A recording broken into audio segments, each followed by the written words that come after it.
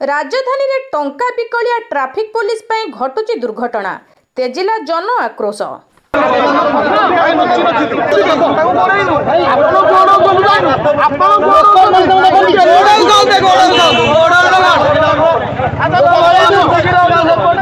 हाँ दर्शक बंधु, राजधानी भुवनेश्वर कलिंग स्टूडियो निकट में ट्राफिक पुलिस मानक मनमुखी आचरण पई घटिला बड़ दुर्घटना।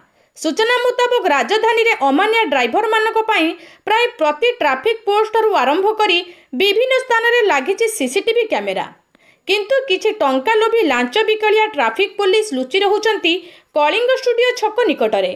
केही बाइक वाला आसिले हठात सामना को आसी अटकाई देउछंती, फलरे भारसाम्य हराई घटुची दुर्घटना।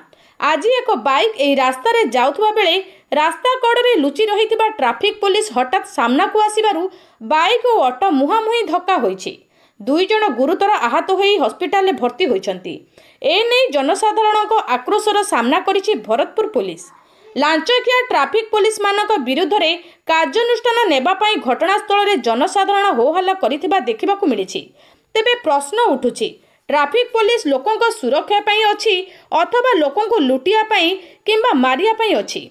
सीसी कैमेरा रे अमानिया ड्राइवर को कार्यानुष्ठान नेबा परिवर्ते रास्ता मझिरे कोण पई संकटापन्न परिस्थिति सृष्टि करुछि, ए नै दृढ़ प्रतिक्रिया प्रकाश पाइछि।